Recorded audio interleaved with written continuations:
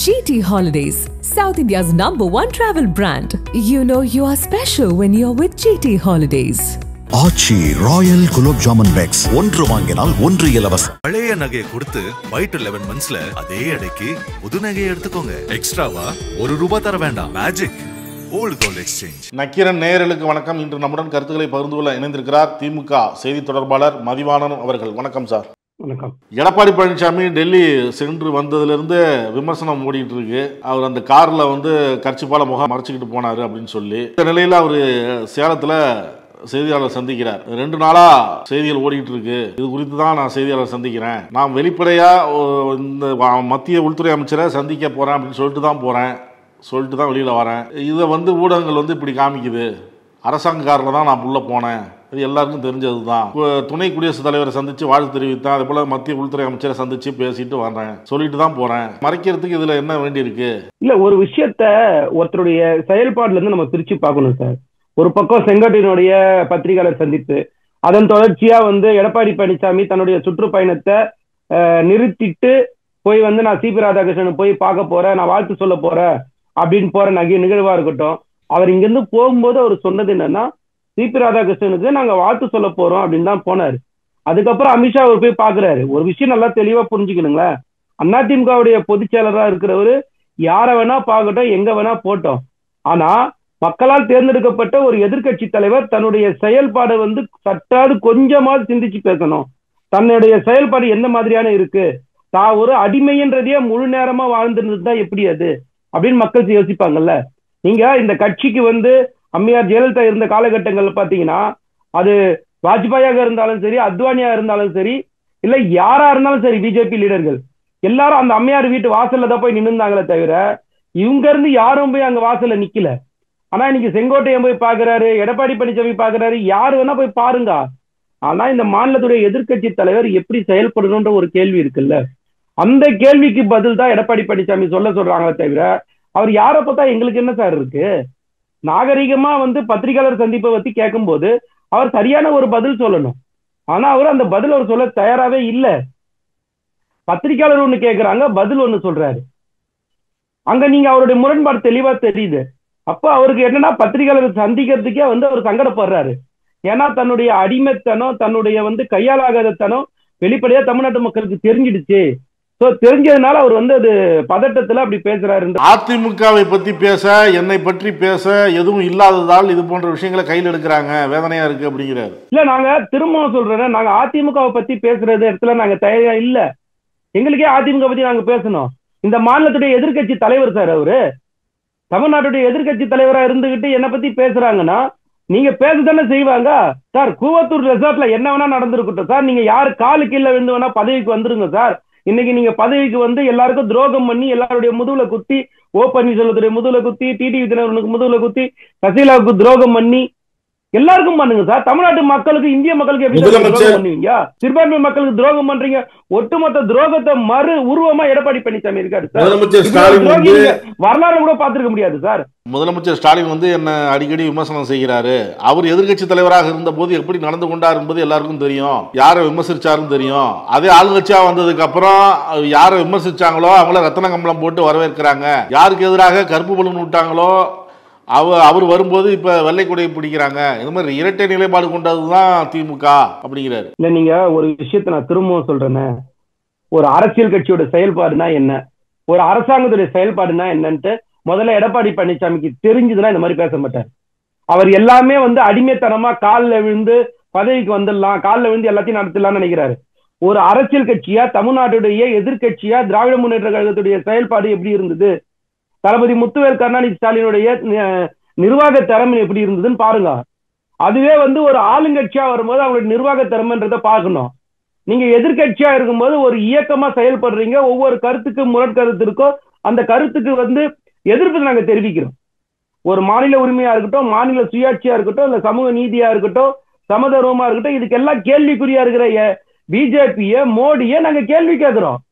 அது ஒரு எதிர்கட்சியோட வேலை. ஆளுங்கட்சியா இருக்கும்போது ஒரு நிர்வாக ரீதியா ஒரு பிரதமருக்கு மரியாதை கொடுக்கிறோம். ஒரு கட்சியோட தலைவருக்கு நாங்க மரியாதை கொடுக்கல. இந்த மாநிலத்துடைய நாட்டுடைய உள்துறை அமைச்சருக்கு மரியாதை கொடுக்கிறோம். தனிப்பட்ட அமித்ஷாக்கு நாங்க உங்களை மாதிரி வந்து உங்க கட்சி உண்மைகாரத்துல வந்து அமித்ஷா நேற்றைய தினம் கரூர்ல முதலமைச்சர் ஸ்டாலின் பேசுறாரு, செந்தில் பாலாஜியை பாராட்டி பேசுறாரு. அதே கரூர்ல எதிர்கட்சி தலைவராக ஸ்டாலின் இருந்தப்ப எப்படி பேசினாரு அப்படிங்கிறது நீங்களே பாருங்க அப்படின்னு சொல்லி வீடியோவை காட்டுறாரு. இல்ல சார், எதிர்கட்சி தலைவரா இருக்கும்போது அண்ணன் செந்தில் பாலாஜி எப்படி பேசுறாரு, இன்னைக்கு எப்படி பேசுறாரு அப்படின்னு சொன்னா அப்ப நான் திரும்பவும் பழைசெல்லாம் பேச வேண்டியது இருக்கும்.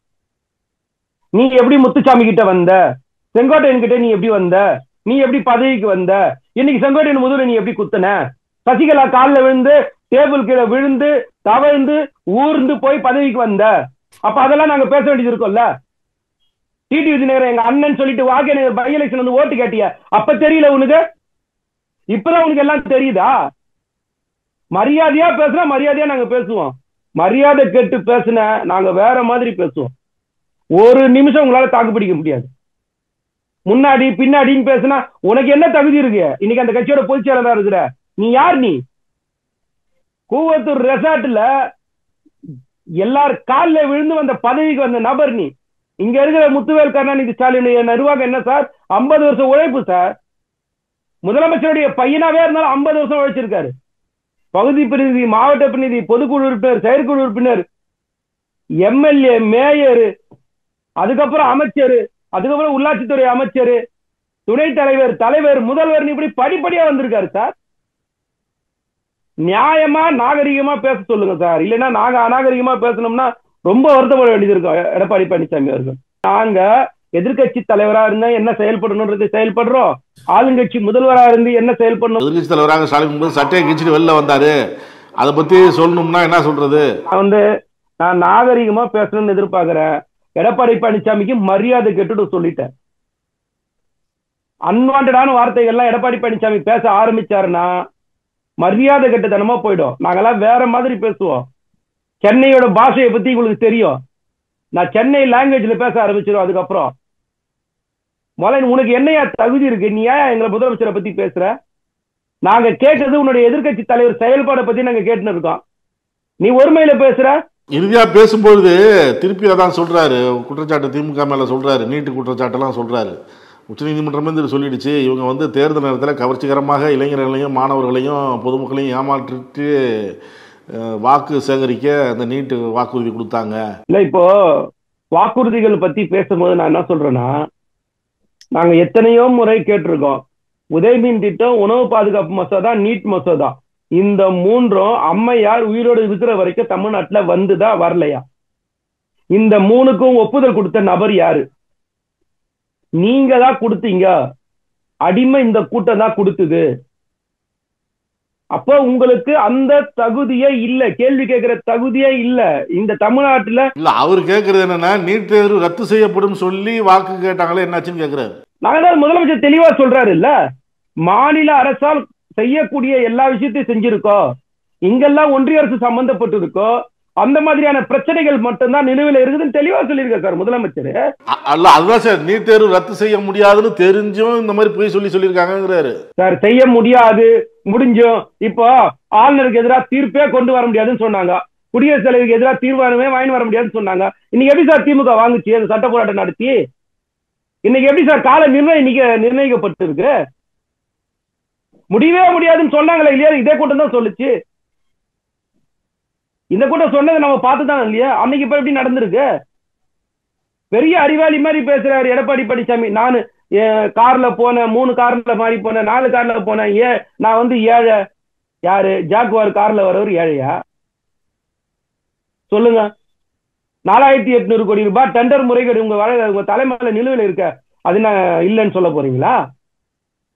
நான் யாரு கூட போனேன், யாரு கூட வந்தேன்? நீ யாரு கூட வேணா போ, தமிழ்நாட்டை அவமானப்படுத்தாது, அசிங்கப்படுத்தாது. தப்பான இடத்துக்கு போயிட்டு வரவன் தான் சார் முகத்தை மூடிக்கிட்டு வருவான். இந்த நாடு உள்துறை அமைச்சரை போய் சந்திக்கிற, தைரியமா போ, தைரியமா வா, பத்திரிகையாளர் சந்தி, நான் இதுக்காக சந்திச்சேன், இதுக்காக பார்த்து தைரியமா சொல்ல. உனக்குதான் தைரியம் இல்லையா? நீ உன்னுடைய மானம் கேட்டு உன்னுடைய அவமானப்படுறதுலாம் நீ தமிழ்நாட்டை அசிங்கப்படுத்துற, உனக்கு வாக்களிச்ச மக்கள் அசிங்கப்படுத்துற சார். நீங்க எல்லாம் மரியாதையா நடந்துக்கணும் சார், மரியாதையா பேச கத்துக்கணும். இல்ல இப்ப அவர் பேசும்பொழுது சொல்றாரு திமுக கூட்டணியில மட்டும் என்ன நடக்குது, அதிமுக கூட்டணியில் நடக்கிறத மட்டும் எல்லாரும் பேசுறாங்க. தமிழ்நாடு சட்டப்பேரவை தேர்தலில் காங்கிரஸ் 117 இடங்களில் போட்டியிடும் என்று அண்மையில காங்கிரஸ் மாநாடு நிலையில் நடைபெற்றது. இதுல பேசிய அக்கட்சியின் செயலாளர் சோடங்கர் பேசியிருக்கிறார். ஓ, யாரு என்ன பேசுறாங்க அதுக்குள்ள நாங்க வரல. திரும்பவும் சொல்றேன், நீங்க ஒன்னா இருங்க இல்ல ஒண்ணு இல்லாம போங்க, நீங்க நல்லா இருங்க இல்ல நாசமா போங்க. ஆனா நாங்க சொல்றது தமிழ்நாட்டு மக்கள் வாக்களிச்சவங்களுக்கு கொஞ்சம் விசுவாசமா இருங்க, உண்மையா இருங்க. கட்சின்னு இருந்தா கருத்து வேறுபாடு இருக்கதான் செய்யும், கூட்டணி இருந்தா 4 கருத்து இருக்கதான் செய்யும். ஆனா கூட்டணியை கடந்து 14 வெற்றி தமிழ்நாட்டு மக்கள் தொடர்ச்சியா கொடுக்குறாங்க, 100% வெற்றியை மக்கள் தொடர்ச்சியா கொடுக்குறாங்க. 2017 மக்கள் நல சார்ந்து உருவாக்கப்பட்ட இந்த கூட்டணி இத்தனை தேர்தலை தொடர்ச்சியா 14 தேர்தலை தொடர்ச்சியா சந்திச்சு வெற்றி பெற்றுன்னு இருக்கு. ஆனா எதிர்முனையில் இருக்கிற எடப்பாடி பழனிசாமிக்கு தொடர்ச்சியா 14 தோல்வியை மக்கள் பரிசா கொடுக்குறாங்க. அப்படின்னா என்னன்னா, நீங்க மக்களுக்காக பேசல, மக்களுக்காக இல்ல, மக்களுக்காக வாழல, மக்களுக்காக கட்சி நடத்தல, மக்களுக்காக சட்டங்கள் கொண்டு வரல, மக்களுக்காக நீங்க எதையுமே செய்யல. நாங்க சிறப்பான ஆட்சியை கொண்டு வந்தோம், அதனால நாங்க எங்க ஆட்சியை பத்தி பேசுவோம். நீங்க செய்யறது ஒண்ணுமே இல்ல, உங்ககிட்ட சரக்கு இல்லைங்கிறதுனால அதிமுகவை நீங்க விமர்சனம் பண்ணிட்டு இருக்கீங்க தேவையில்லாம அப்படிங்கிறாரு. 153 சட்டமன்ற தொகுதி சுற்றுப்பயணம் செஞ்சுட்டார். 2026 அதிமுகவுக்கு வாய்ப்பு பிரகாசமாக இருக்கு அப்படிங்கிறாரு. டெபாசிட் கூட நீ வாங்க மாட்ட, பாத்துக்கலாமா? என்ன சார் இது பேச்சு? 153 தொகுதியில போயிட்டாங்க, 153 தொகுதியில இவர் ஜெயிச்சிருவாரா சார்? நடந்து முடிஞ்ச நாடாளுமன்ற தேர்தல்ல வெறும் 8 சட்டமன்ற தொகுதியில தான் அதிமுக ஜெயிக்குது. 221 தொகுதியில திமுக கூட்டணி ஜெயிக்குது சார். லீடிங் சட்டமன்ற தொகுதி லீடிங் எடுக்கிறோம் சார். இது என்ன சார் கணக்கு இது? 153 தொகுதியில போயிட்ட மக்கள் எனக்கு இது பார்த்துட்டேன், எப்படி உனக்கு ஓட்டு போடுவாங்க? உன் மூஞ்சிக்கெல்லாம் ஓட்டு போடுவாங்களா? எதை நான் சொல்ல போறேன் சார், தயவு செஞ்சு.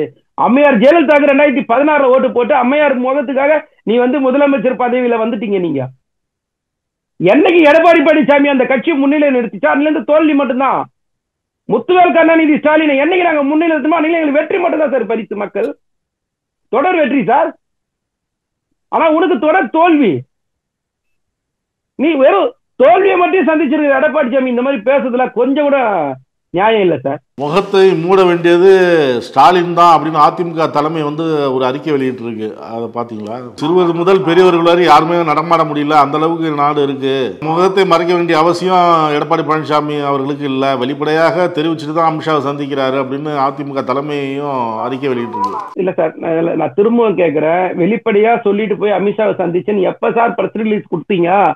நீங்க சொன்னது சிபி ராதாகிருஷ்ணனை பார்க்க போற, அவருக்கு வாழ்த்து சொல்ல போறது நீங்க போனீங்க. அவசர அவசரமா நீங்க போய் மோடியை பார்த்துட்டு உங்க கூட வந்தவங்க எல்லாம் தனியா உங்க கூட்டமா ஒரு கூட்டத்தை மீட்டிங் போட்டுட்டு அதுக்கப்புறம் எல்லாரும் வெளியே அனுப்பிச்சுட்டு அதுக்கப்புறம் நீங்க ஒரு தனி கூட்டம் போட்டுட்டு நீங்க பேசி என்ன செஞ்சீங்க? பிரஸ் ரிலீஸ் எப்ப சார்? 48 மணி நேரம் கழிச்சு பிரஸ் ரிலீஸ் கொடுக்குறீங்க சார். ஏன்னா உங்களுக்கு அந்த துரோகம் உடம்புலயே ஊறி போயிருக்கு சார். எல்லாருக்கும் துரோகம் பண்ணணும். ஒரே ஒரு வேலை எடப்பாடி பழனிசாமியோட ஒரு வேலை துரோகம் பண்றது மட்டும்தானே தவிர வேற எனக்கு தெரிஞ்ச வரைக்கும் வேற எதுவும் இல்லை சார். சோ துரோகி எடப்பாடி பழனிசாமி நாவடக்கத்தோட பேசினா எல்லாருக்கும் நல்லது. இல்லைன்னா திமுக வேற மாதிரி இதை ரியாக்ட் பண்ணும். எடப்பாடி பழனிசாமியால ஒரு நிமிஷம் கூட திமுக தொண்டனுடைய கோபத்தை தாங்க முடியாதுன்றத ஆணித்தரமா நான் பதிவு பண்ண ஆசைப்படுறேன் சார். கருத்துக்களை பகிர்ந்து நன்றி சார். நக்கீரன் டிவிக்கு சப்ஸ்கிரைப் செய்யுங்கள். உங்கள் ஆதரவே எங்கள் பலம். ஆசிரியர்களுக்கு நண்பனாகவும் மாணவர்களுக்கு ஆசானாகவும் திகழும் தேர்வு வழிகாட்டி. ஒவ்வொரு பாடத்திற்கும் அனுபவமிக்க ஆசிரியர்களின் துல்லியமான தெளிவான விடைகள். CNC இருக்கு, தேர்வு பயம் எதற்கு? இது தீரன் பப்ளிஷிங் ஹவுஸ் விற்பனை வெளியீடு.